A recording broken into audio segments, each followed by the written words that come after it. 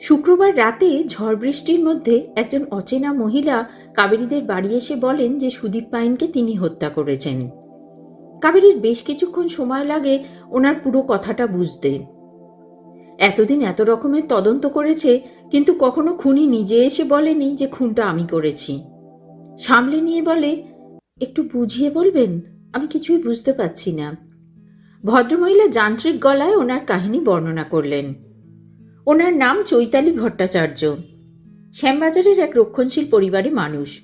সেই একই পাড়ায় সুদীপও থাকতেন। চৈতালি ছোটবেলা থেকেই সুদীপ ওর প্রতি বহুবার দুর্বলতা প্রদর্শন করেছে, কিন্তু চৈতালি কোনোদিনই ওর প্রতি কোনো রকম আকর্ষণ বোধ করেনি। তার প্রধান কারণ হলো সুদীপ চিরকালই ভীষণ রকমের দুশ্চরিত্র ছিল। তারপর একসময় সুদীপের বিয়ে হয়। চন্দনা বৌদিকে চৈতালির খুবই ভালো লাগতো। ভেবেছিল এবার হয়তো ভালো সংস্পর্শে সুদীপ বদলে যাবে। মাঝে চৈতালিরও বিয়ে হয়ে যায়। অত্যন্ত ভালো স্বামী আর সন্তান পায়। বেশ সুখেই দিন কাটতে থাকে। তবে বাপের বাড়ির সূত্রে সুদীপের সব অধঃপতনের খবরই চৈতালির কানে আসত, কিন্তু সেগুলো নিয়ে মাথা ঘামানোর মতো সময় ওর ছিল না। বছর 5 আগে একবার সুদীপের প্রথম স্ত্রী চন্দনার সঙ্গে ওর দেখা হয়েছিল। ওদের মধ্যে একটা ভীষণ সুন্দর বন্ধুত্বের সম্পর্ক ছিল।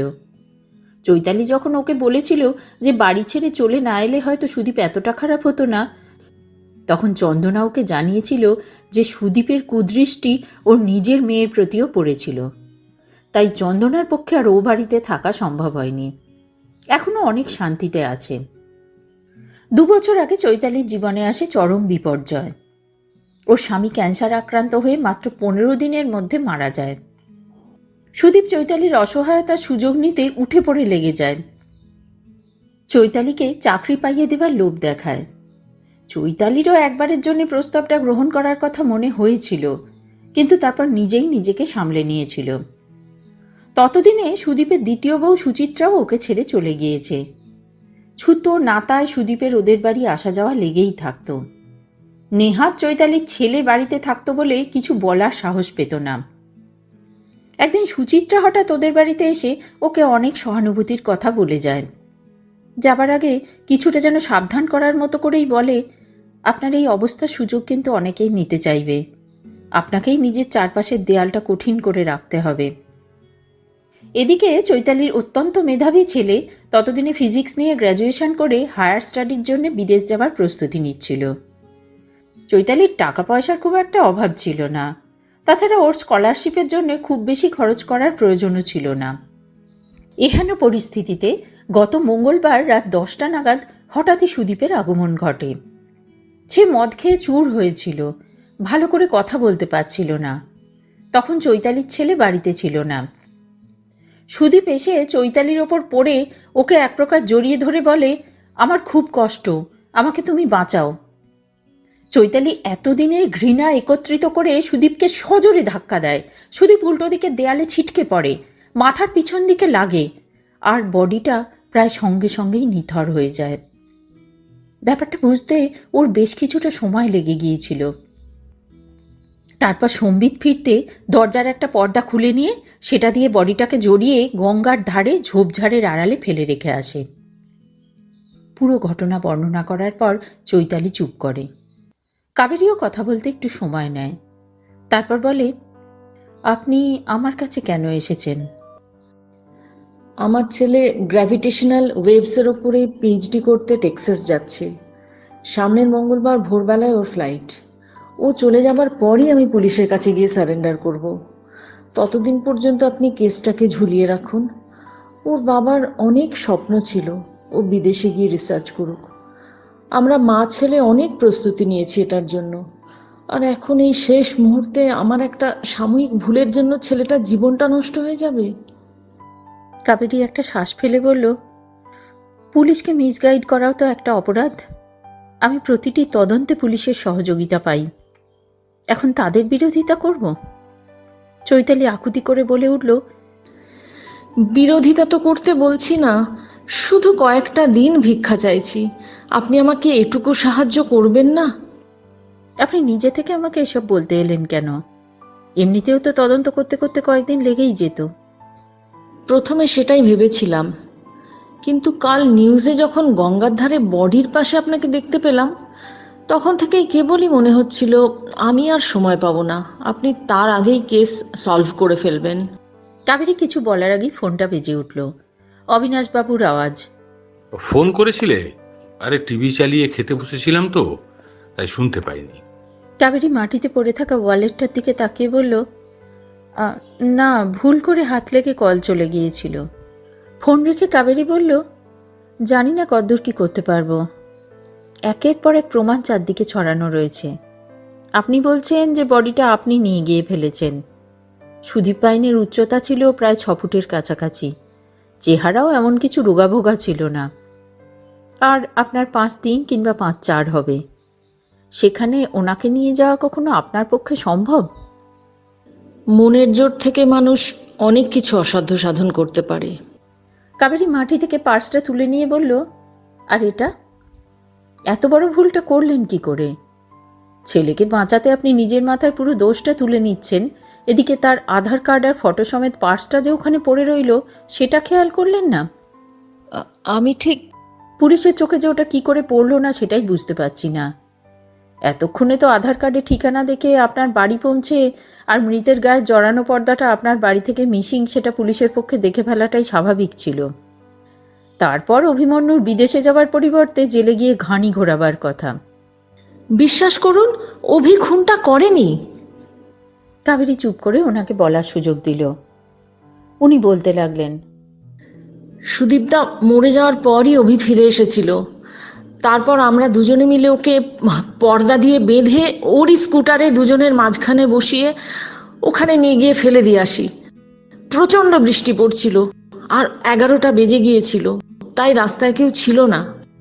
স্কুটারের চাবি কোথায় পেলেন? ওর পাঞ্জাবির পকেটেই ছিল। তার মানে স্কুটারে ডেড বডিতে সবেতে আপনাদের হাতের ছাপে ভরা ছিল।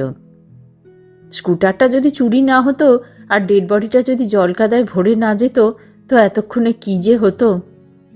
পরের দিন সকালে অভি খেয়াল করেছিল যে পার্সটা নেই। আমরা ওখানে খুঁজতেও গিয়েছিলাম, কিন্তু রাস্তায় লোকজন ছিল বলে নিচে নেমে খুঁজতে পারিনি, ভেবেছিলাম অন্য কোথাও পড়ে গেছে। কাবেরী ওনাকে পার্সটা ফিরিয়ে দিয়ে বলল, কদ্দূর কি করতে পারবো কথা দিতে পারছি না। সাবধানে থাকবেন, প্রতিটি পদক্ষেপ সাবধানে ফেলবেন। উনি ওনার ফোন নম্বর দিলেন, কাবেরীর ফোন নাম্বার নিয়ে নিলেন। বৃষ্টিটা একটু ধরেছিল। গোপাল রেনকোট পরে ওনাকে বাড়ি পর্যন্ত পৌঁছে দিয়ে এলো।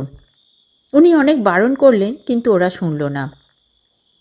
গোপাল ফিরে আসার পর নিবারণ খাবার গরম করে ওদের খেতে দিল।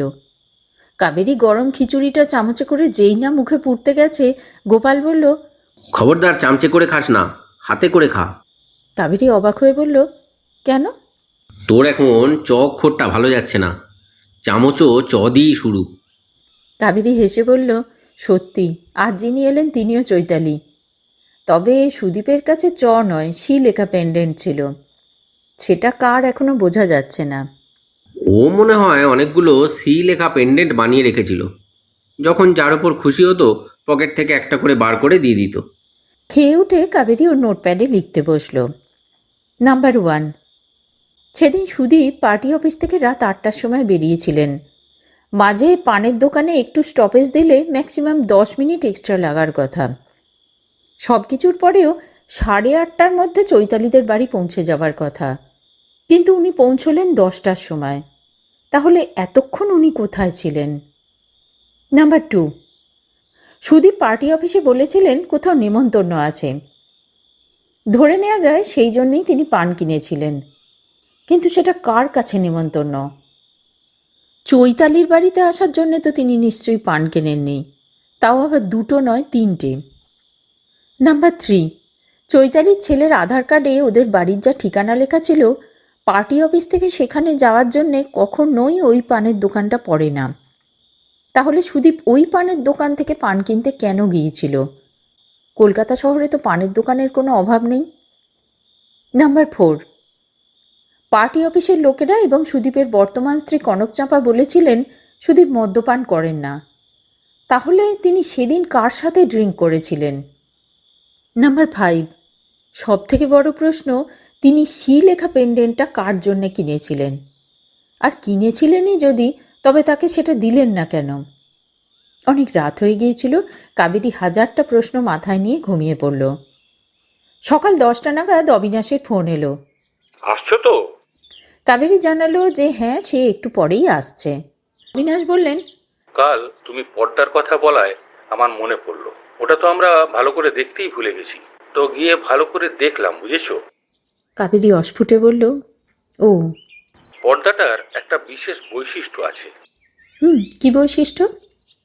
রেডিমেড পর্দা, মানে কাপড় কিনে দর্জিকে দিয়ে বানানো নয়। আর যে দোকান থেকে কেনা হয়েছে তারা ওর পেছন দিকে স্টিচ করে দোকানের নাম ঠিকানাটা লিখে রেখেছে।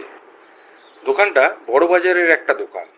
চলো একবার ওখান থেকে ঘুরে আসা যাক, যদি ওরা পর্দার মালিকের কোনো হদিশ দিতে পারে। কাবেরী আর অবিনাশ বড়বাজারে সেই দোকানে এলো। রবিবার বলেই বোধহয় দোকানটায় বেশ ভিড়।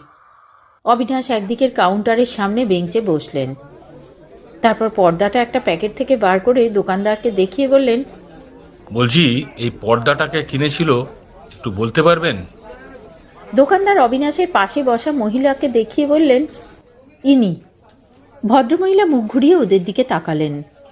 কাবেরী ভয়ার্ত চোখে দেখল তিনি আর কেউ নয়, স্বয়ং চৈতালি। কর্দমাক্ত রহস্যের পঞ্চম পর্ব এখানেই শেষ হলো। এই পর্বের অংশগ্রহণকারীরা হলেন অবিনাশ, সন্দীপ গোস্বামী, চৈতালি, পিয়ালি গোস্বামী, গোপাল, সুদীপ্ত মুখার্জি, কাবেরী, সোমা চট্টোপাধ্যায়, আর পাত্র পরিচয় আমি প্রিয়াঙ্কা সরকার। কাহিনী পরিচালনা আর উপস্থাপনায় সোমা চট্টোপাধ্যায়। আশা করি গল্পটি আপনাদের ভালো লেগেছে। তবে আর দেরি না করে প্লিজ আমাদের চ্যানেলটিকে সাবস্ক্রাইব করুন। নমস্কার।